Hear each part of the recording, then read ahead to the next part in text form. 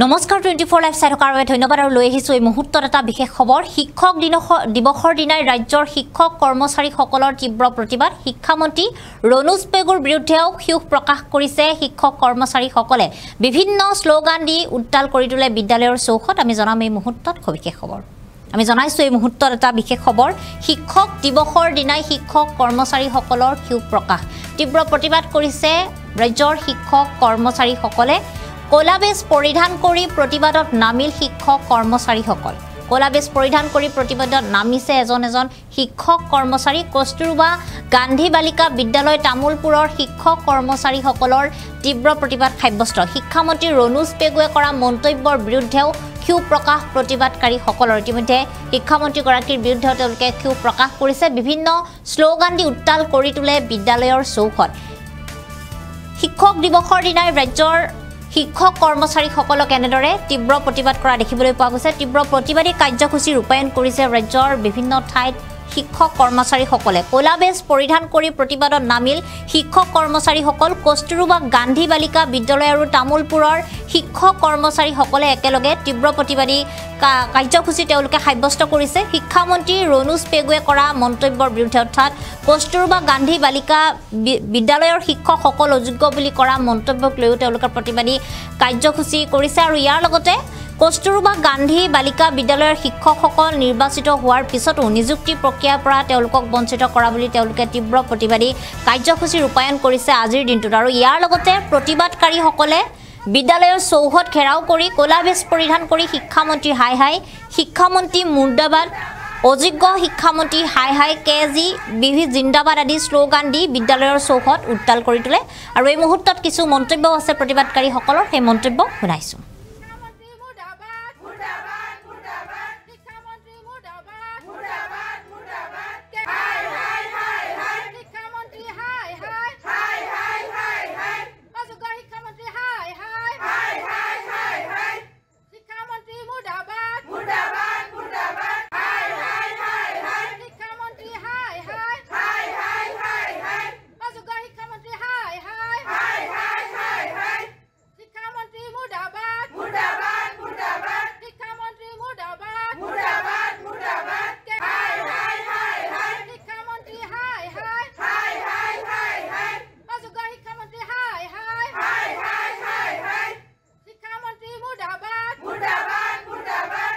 আজি আমাৰ 5 ছেপ্টেম্বৰটো শিক্ষক দিৱস আমাৰ কাৰণে অতি পবিত্ৰ দিন তথাপি আমি এই দিৱসটোত কলাবেজ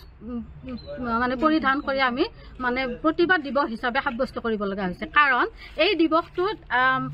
হেৰি কৰাৰ কাৰণ আমাৰ শিক্ষামন্ত্ৰীয়ে যিখিনি কৈছে সেই শিক্ষামন্ত্ৰীৰ কথাৰ এগেইনষ্টে তাৰমানে আমি প্ৰতিবাদ সাব্যস্ত কৰিছোঁ কাৰণ 2 তাৰিখে জানা আমি ষ্টেট পুলৰ হওক বা SSR যিখিনি কণ্ট্ৰেকচুৱেল শিক্ষক আছিল ঠিকাভিত্তিক শিক্ষক আছিল সেই শিক্ষকখিনিৰ মানে নিয়মীয়াকৰণৰ কাৰণে এটা এডভাৰটাইজ দিছিল সেই এডভাৰটাইজ মতে আমাৰ KGBVৰ পৰাও আমাৰ বহুত টিচাৰে আমি এপ্লাই কৰিছোঁ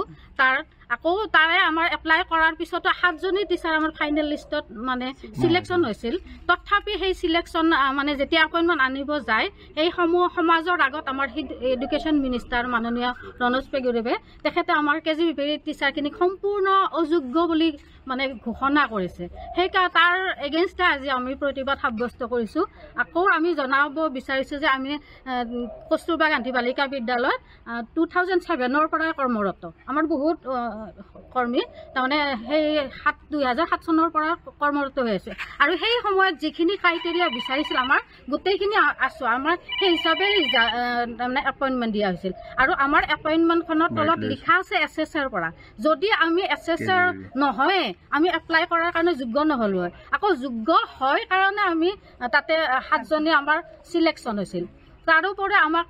KGBV বুলি যিখিনি অপমান কৰিলে মাননীয় শিক্ষামন্ত্ৰীদেৱে তেখেতৰ কথাৰ এগেইনষ্টে আজি আমি প্ৰতিবাদ সাব্যস্ত কৰিছোঁ এনেকৈ ভাবোঁ কাৰণ তেওঁ যিহেতু কথা ক'ব নাজানে শিক্ষামন্ত্ৰী হ'লে মানে লেংগুৱেজ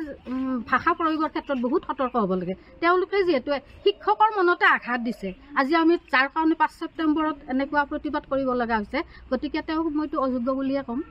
শিক্ষামন্ত্ৰী কম তেখেতে যিহেতু শিক্ষামন্ত্ৰী হয় তেওঁ মানে লেংগুৱেজ যিটো ভাষা ইউজ কৰিছে আমাৰ ক্ষেত্ৰত কেজি বিজ্ঞানসকলৰ ক্ষেত্ৰত যিটো ভাষা প্ৰয়োগ কৰিছে সেইটোত আমি বহুত দুখ অনুভৱ কৰিছোঁ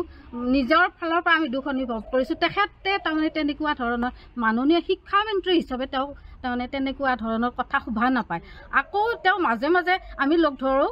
মেমৰেণ্ডাম দিবলৈ গ'লে তেওঁ এবাৰ কৈছে কি আমাক আমি ৰাতি থাকিব লাগে আমি 24 আৱাৰ্ছ মানে আমাৰ ডিউটি হয় ফুল টাইমখিনি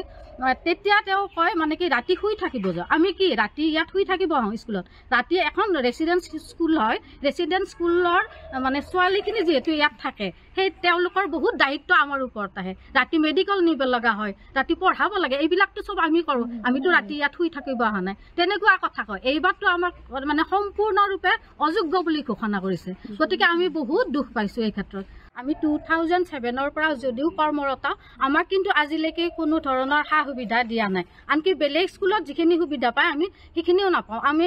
নাই আমাৰ আৰপি মতে আমি কোনো ধৰণৰ চেলাৰী নাপাওঁ বা আমাৰ হেৰি দিয়া নাই আমাক কোৱাৰ্টাৰ দিয়া নাই ৰেচিডেঞ্চিয়েল স্কুল হিচাপে আমাৰ কোৱাৰ্টাৰ নাই থকাৰ কোনো সুবিধা নাই CPF নাই আনকি আমাৰ চাকৰি কাল 60 বছৰলৈকেও সুনিশ্চিত কৰা নাই গতিকে এই গোটেইবিলাক দাবী মেমৰেণ্ডাম দিছোঁ আমি দাবীবিলাক জনাই কিন্তু আজিলৈকে কোনো আমাক সদুত্তৰ দিয়া নাই বা কোনো ধৰণৰ আমাক মানে একো আমি চৰকাৰৰ পৰাই হওক বা আমাৰ অথৰিটিৰ পৰাই হওক কোনো ধৰণৰ আমি সদুত্তৰ পোৱা নাই তাই আমি এইকাৰণে ধৰ্ণা প্ৰতিবাদ সাব্যস্ত কৰিছোঁ